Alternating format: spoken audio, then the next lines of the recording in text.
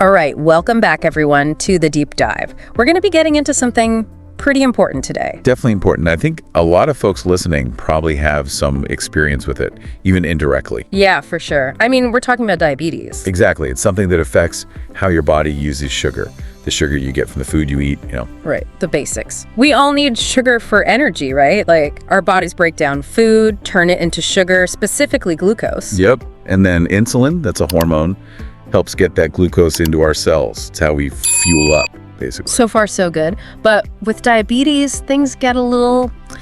Tricky. Tricky is a good word for it, yeah. Okay, so let me jump in here. In diabetes, it's like this. Either your body doesn't make enough insulin, or the insulin it does make doesn't work the way it should. Exactly. It's like having a key that doesn't quite fit the lock. The glucose, our fuel, can't get into the cells. And that's when we start seeing those high blood sugar levels, right? Right. And if that goes on for a while, well, that's where the serious health risks come in. That's what makes this whole topic so important to understand. And that's exactly what we're going to do in this deep dive.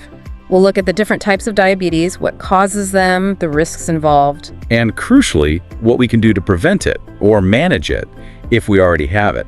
Couldn't have said it better myself. Okay, so let's start with the types of diabetes. We've got three main ones: type 1, type 2, and gestational diabetes. Right. And those are the big ones, the ones most people are familiar with, at least by name. So type 1, what's the deal with that one? Well, type 1 is a bit of a mystery, even to scientists. Your body's own immune system attacks the cells in your pancreas that make insulin. It's like friendly fire, basically. It really is. And we still don't completely understand why it happens. There are a few theories, like maybe genes are involved or even a virus could trigger it. So the body basically stops producing insulin altogether. No more keys for those locks. Exactly. And that means folks with type 1 need to take insulin every single day, either through shots or a pump. It's literally life-saving for them.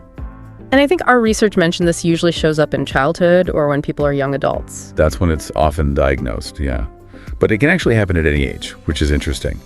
But the big question is why some people and not others, right? And that's where the genetics and the virus research comes in. Still a lot to learn about type 1, that's for sure. Okay, fascinating stuff.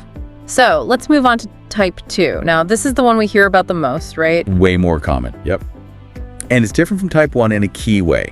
In type 2, your body still makes insulin, but those cells become resistant to it. The locks get rusty. Perfect analogy.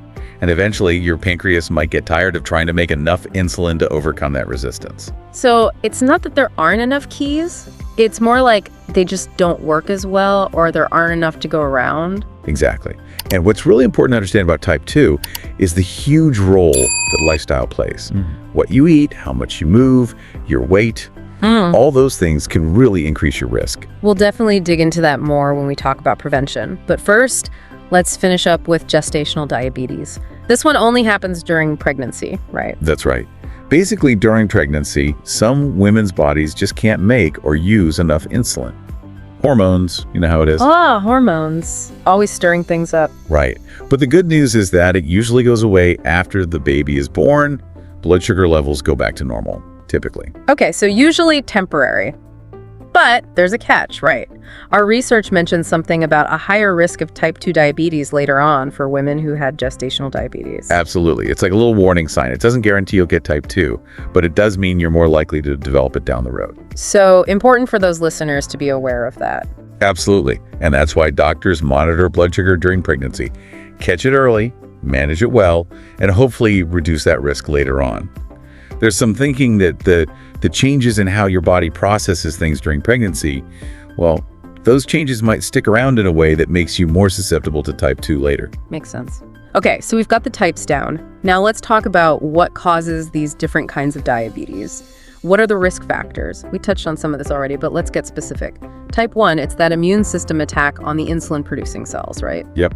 That's the main thing with type 1. The immune system, for some reason, decides those cells are the enemy.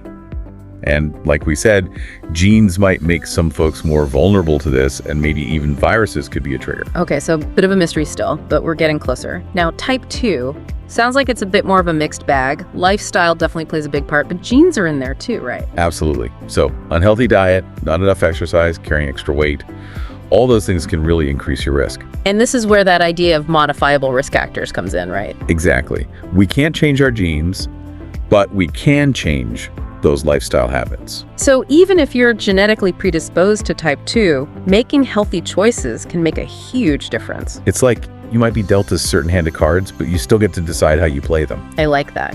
And for gestational diabetes, it's those pregnancy hormones throwing things off balance, right?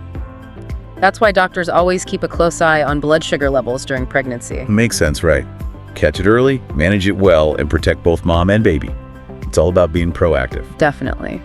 Okay, so we've talked about what happens in diabetes, but what about the consequences if it's not managed well? Our research mentions some pretty scary potential complications. Yeah, unfortunately, if blood sugar stays high for too long, it can start to damage different parts of your body. It's like this. High blood sugar can mess with your blood vessels and nerves, and that damage can show up all over. So we're not just talking about one specific organ being affected. It can be systemic. Exactly. And the scary part is, it can be silent damage. Yeah.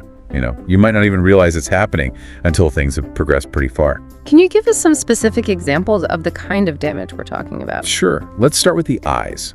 High blood sugar can damage those tiny blood vessels in the back of your eye. That can lead to blurry vision and eventually, if it's not treated, even blindness. It's a big deal. And what about the kidneys? Those are also vulnerable to damage from high blood sugar. Yeah. Over time, this can lead to kidney disease and even kidney failure, where your kidneys just stop working properly. Dialysis or a transplant might become necessary. And I think our research also mentioned nerve damage, right? Yes, that's another common complication. It's called neuropathy. It often affects the nerves in the feet and legs. So people might start to lose feeling in their feet. They might not notice a cut or a sore, and those things can become infected easily. It's a recipe for serious problems. And it sounds like the heart takes a hit too. Oh, absolutely. Diabetes significantly increases the risk of heart disease and stroke. High blood sugar can lead to the hardening and narrowing of your arteries, which makes it harder for blood to flow properly. That puts a lot of strain on your heart and increases the chances of a heart attack or stroke. Okay, that's all pretty sobering stuff. Really highlights why managing diabetes is so crucial. But let's shift gears a bit and talk about some of the more positive aspects. Prevention and management. And our sources seem particularly optimistic about preventing type 2 diabetes. What are the key strategies for that? So this is where it gets encouraging, right? It ties in nicely with overall good health. A lot of the things that help prevent type 2 diabetes are things that are just good for us anyway. So it's not about some crazy restrictive lifestyle. It's about making healthy choices overall. Exactly. A big one is diet. We're talking about focusing on those whole, unprocessed foods. Lots of fruits, vegetables, whole grains, those are your friends. They provide tons of nutrients and help keep your blood sugar stable. Can you give us some specific examples? Sure. Think broccoli, berries, oats, brown rice. Those are all great choices. They release sugar into your bloodstream slowly, which is much better for your insulin system than those quick spikes you get from sugary processed foods. So ditch the processed stuff, load up on the good stuff. Got it. And what about exercise? Oh, huge. Exercise is like magic for insulin sensitivity. It helps your body use insulin more effectively, which means your blood sugar stays in a healthy range. And we're not talking about running marathons here. Nope. Any movement is good movement. Brisk walking, dancing, swimming, gardening, anything you enjoy and can do regularly, just get that body moving. Awesome. So diet and exercise are the big players. What else can we do to lower our risk of type 2? Staying hydrated is important. Drinking plenty of water helps your kidneys function properly and can play a role in blood sugar regulation too. Sleep is also crucial. It's like when you're sleep deprived, your body gets stressed, and that stress can mess with your blood sugar. So it's about taking care of yourself holistically, right? Mind, body, and soul. Exactly. And of course, let's not forget about sugar. Limiting sugary drinks and foods is a no-brainer. They send your blood sugar on a roller coaster ride, which is not what we want. So eat well, move your body, hydrate, sleep well, and ditch the sugary stuff. Sounds like a pretty good recipe for overall health, if you ask me. Now, what about for folks who are already living with diabetes? What does management look like for them? So the good news is, a lot of the same principles apply. Healthy diet, regular exercise, those are still super important. So it's not a completely different set of rules. It's about building on those healthy habits. Exactly. But depending on the type of diabetes and the individual's needs, medication might also be part of the plan. For type 1, insulin is always necessary. For type 2, it might be needed at some point, along with other medications that help manage blood sugar levels. And the goal here is to keep those blood sugar levels stable, to prevent those complications we talked about, right? Absolutely. And with proper management, people with diabetes can live long, healthy, and active lives. That's a really important message. So let's wrap this all up. We've covered a lot of ground today. We talked about how diabetes is basically a problem with how the body uses sugar. We learned about type 1, where the body stops making insulin altogether, and type 2, which is more common and linked to lifestyle factors. And we even touched on gestational diabetes, which pops up during pregnancy. We also talked about the scary stuff, the potential complications from unmanaged diabetes, like damage to the eyes, kidneys, nerves, and heart.